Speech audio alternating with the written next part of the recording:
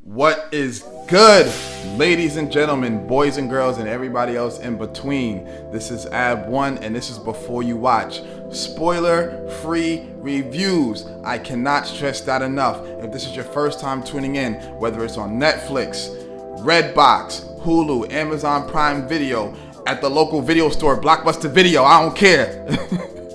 If I review it, it's spoiler-free all the time, so make sure you subscribe ASAP. So Endgame has came and went.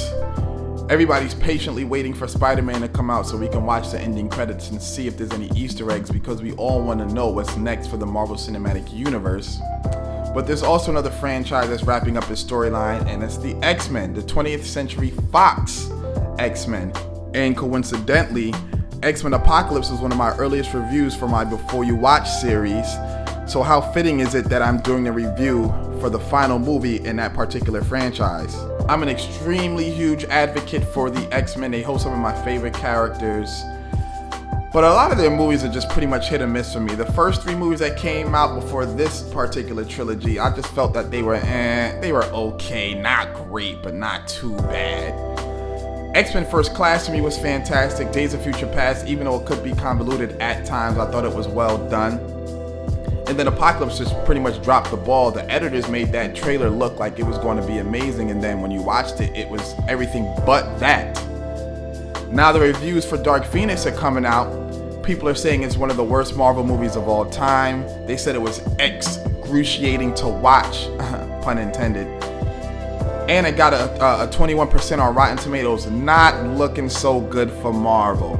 So the first thing I'm going to tell you is the visuals are probably the best part of this movie. Yes, there's a lot of CGI, but it's really well done CGI. It's not up there with the Avengers, obviously, but you know, movies like that just have bigger budgets. But the biggest thing that I like about these X-Men movies is that they're more practical in terms of their storylines and character development. It's not just, hey, I'm this purple guy with a whole bunch of rocks in my glove and I can just pull planets at the snap of my finger, like I can just do whatever I want. It's not that. You see the characters develop, you see who they become. Magneto starts out from this child and now he's like this grown man that's to be feared. You can just tell every time he's on the screen that this man means business. So the visuals definitely take precedence over everything else in X-Men Dark Phoenix. But, you know, that's pretty much just where it ends. They do have some action scenes. I think they only have like 3 or 4, but they're not that great. Maybe like 3 of them, the action scenes are like less than 5 minutes, so there's not really that much going on. The final action scene is really good though. It is really good. But remember, I'm gonna say this again, you cannot compare this movie to Endgame. They're two entirely different comic book movies. Just because they're Marvel does not mean they're all the same and they're all made the same. Not all comic book movies are created equally. So I wish there was a little bit more action in this film for 2. And 3, you know, I heard reports that there were production issues with this film. They had to rewrite the entire 3rd act, which is pretty much like the quote-unquote climax of the film. And watching it, you could definitely tell too. The storyline is pretty basic. It's easy to follow. You can tell there were multiple people pulling this movie in different directions. There's multiple villains. Casual moviegoers aren't going to know what the Phoenix's powers are. They're not going to know who the other villains are. They're not going to really know too much about them. They kind of expand on the story a little bit, but not too much. You really don't know what they do. You don't know what they're here for. Like, they're really not that threatening or intimidating. You just don't really care about any of these characters. This movie does have a couple twists. It does, you know, do things a little differently than I expected in terms of what they do with certain characters, but it just didn't hold any weight because I didn't care about them. It just happens and you're like, I just want to watch the rest of the film. I will not say this is one of the worst Marvel movies ever created. I just don't think that's a fitting statement. It's probably a clickbait statement so people check out their particular review, but I would not do that. This is not a bad movie. It's not a bad movie. The acting is pretty good. The actress that plays Storm, her accent is garbage. I mean, they just can't seem to find a Storm that just does an accent well.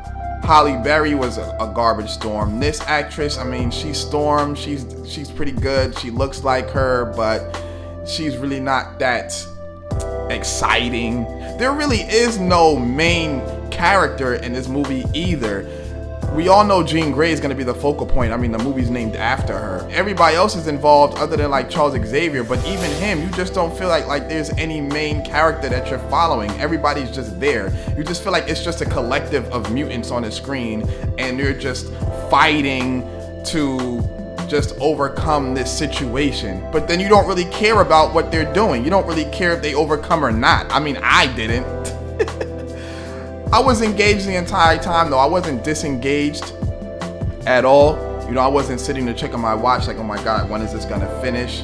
The movie's only like an hour and 45 minutes or so. So it pretty much, you know, you're in and you're out, but the pacing can be a little slow. There are some times where, like I said, the action scenes aren't really that long, so you'll get like a little brief action scene. You're just like, oh, I'm ready for more. And you'll just be dealing with a whole bunch of dialogue that's unnecessary for the next like 30 minutes. And you're just sitting there like,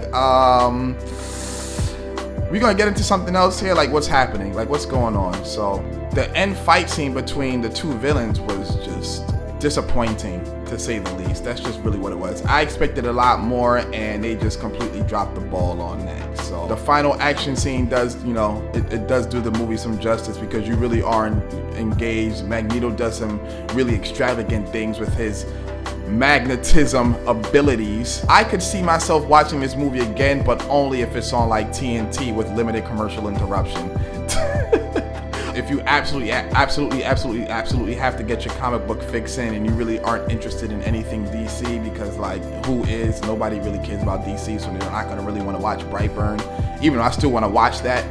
Then I would say check this out. But if not, you know, watch Rocketman, watch Ma. I have a review for that too. Or just, you know, sit at home and watch Netflix and check something out on there. This movie is not a whole, I need to stop everything I'm doing to check it out. It's really just not even in that realm. So I'm gonna give this movie a 6 out of 10. It's better than X-Men Apocalypse, but it's still not that great. X-Men Apocalypse, I feel, is the worst in this franchise, because there are 4 movies. I think X-Men Apocalypse is the worst movie, and this is the second worst. This is the second worst. So that's pretty much just what it is, man. Hit me up in the comments. Let me know what you thought. Hit me up on social media. All my links will be in the description as well. And don't forget to subscribe to my new Cinematics YouTube channel as well. It's all film centric. We talk about upcoming movies, what movies to watch for that particular month. We do trailer reviews. We're gonna start talking about film news and rumors and things like that, especially with like the news of Swamp Thing, DC Swamp Thing getting canceled after 1 episode. Like, that's just ridiculous. These guys can't catch a break, man. Don't forget to subscribe, like I said earlier, man. I'm out of here. I gotta go pack up. I'm going on vacation this weekend. I'm out of here. Peace.